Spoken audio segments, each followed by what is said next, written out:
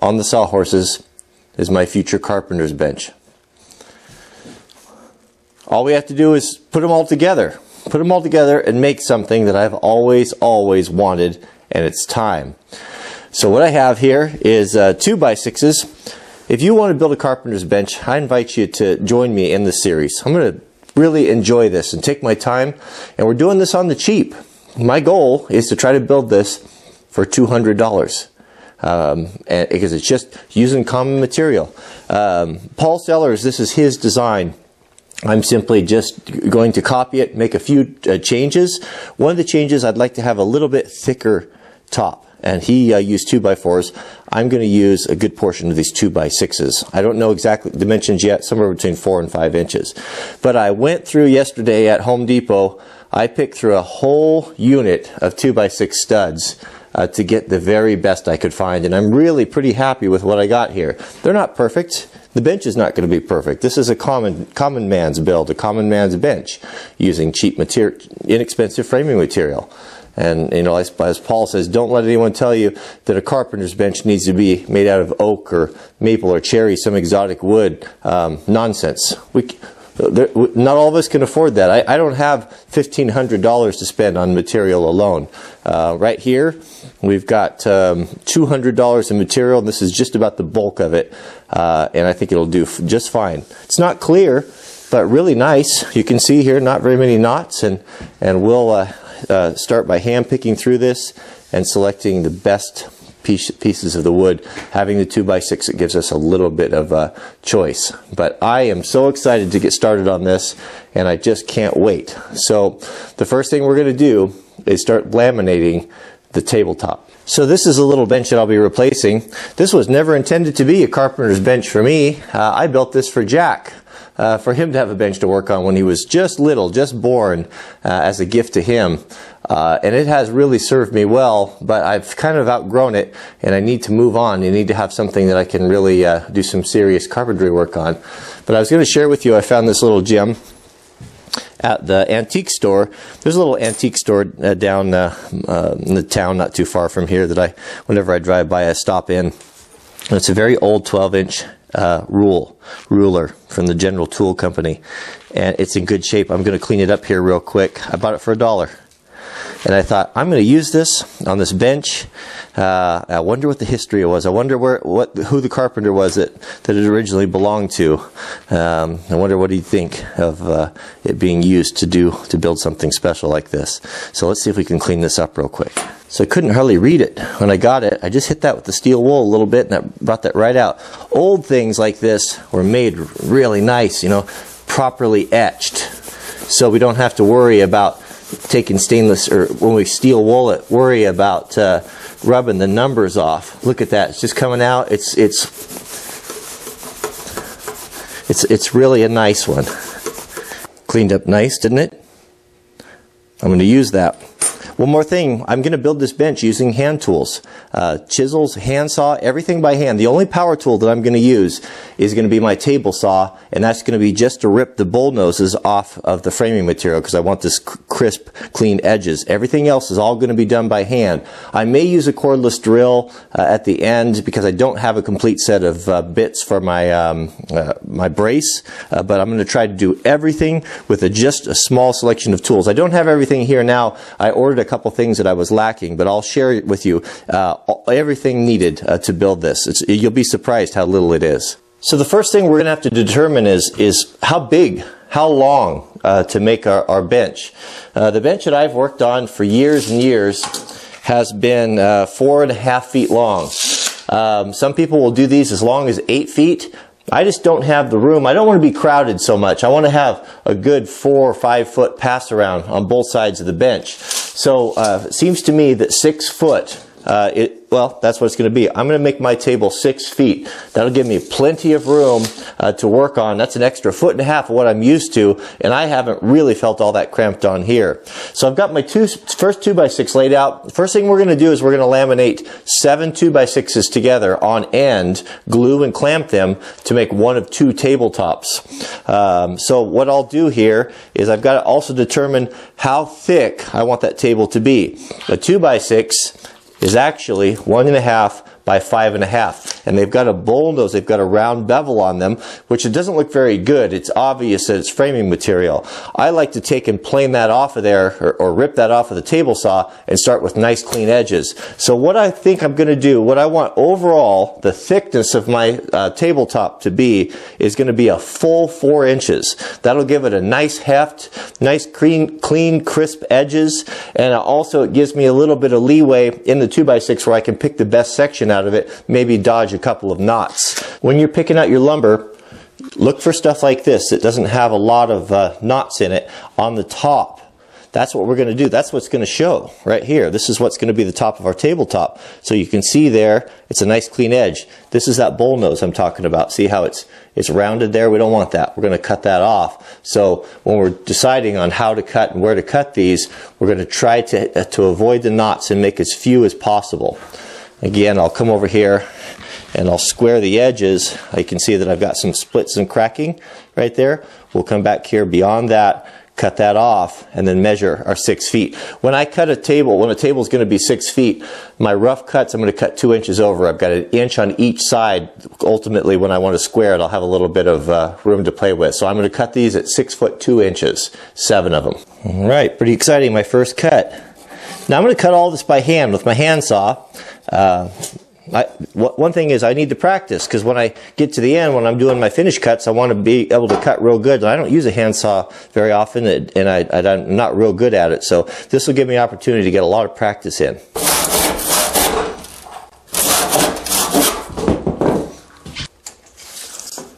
All right, let's get started. So we're going to cut 6 2x6s, 7 2x6s. At 6 foot 2 inches, or 74 inches.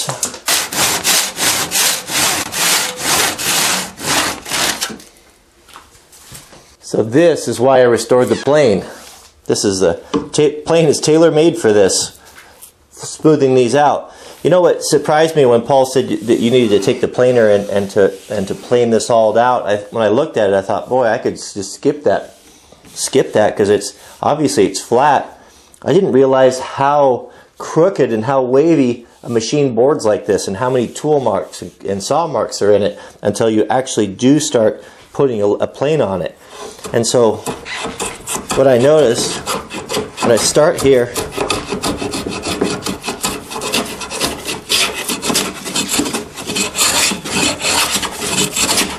is just how uneven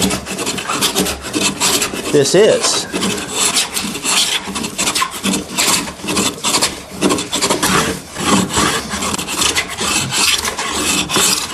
I get the working with the tools and having using all of your senses while you're working, and not having, you don't have that when you're using machines, when you're using loud power tools. You just don't have that connection. I get it. I really get it from doing this. Here's an example of a tool mark right in here. You probably can't see that on the camera, but it's a low spot right there. And when we sandwich these together, we want it to be a nice tight joint. So we don't want that. So that's why we're planing the high spots down.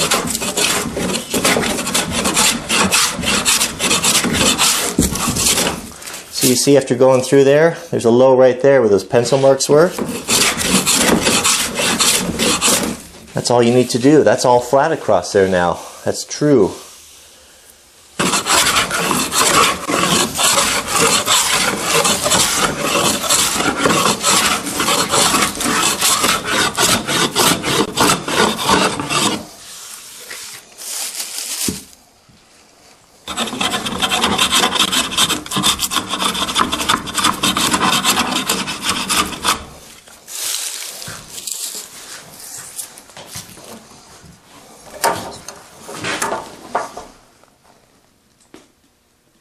So I was thinking, I was going to rip these down with a table saw. Why mar the experience by doing that? Why don't I just hand build everything and just will not use any power tools on this? I thought not everyone's going to have access to a table saw. So I'm just going to do it all by hand. We'll just plane these down. I was going to go 4 inches, but I think we'll just make it thick. We'll just make it about 5 inches. I'll just plane down to the bowl nose here.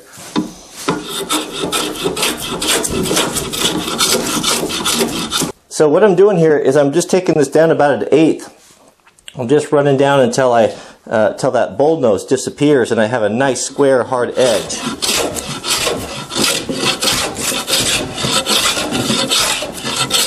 You know, there's something that the blade does to the wood that just brings it alive. It's hard to explain. You can see here is a piece that was cut at the sawmill, and it's got that just kind of a cadaverous, washed out gray. But this here that I just hand planed has a goldness and a richness and a sheen to it that's just beautiful. I mean, it just doesn't look like the same thing. I'm just looking at those hand planed pieces over there, and you wouldn't know that they look like this before. It's really, really extraordinary. Look at this. Nice hard edges. That's really cool. It's really exciting working with this tool and just getting more and more comfortable with it and learning how to use it. It's just incredible how efficient a sharp tool is like this. This edge right here I haven't started yet, but my first one took quite a bit of time, but now I can do them in just a matter of a few seconds.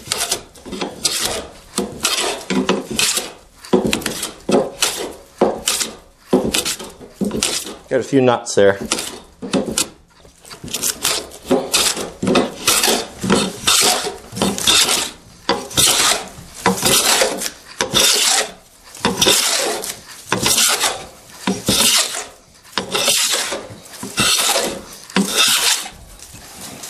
That's half done right there. Oh, one more. One more.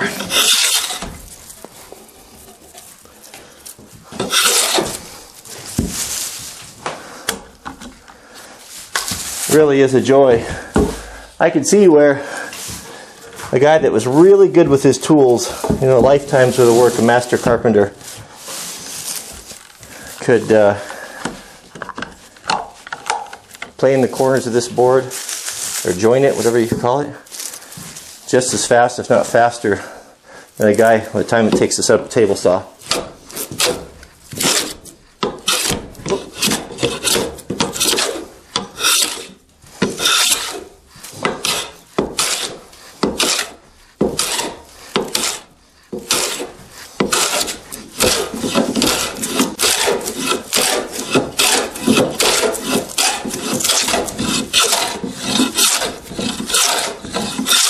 I can tell you who's going to sleep well tonight.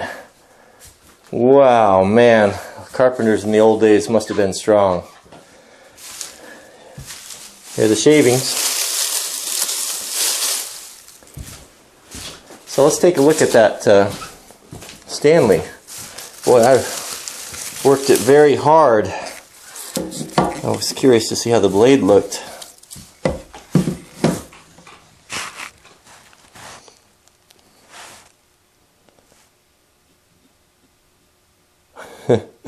Pretty good.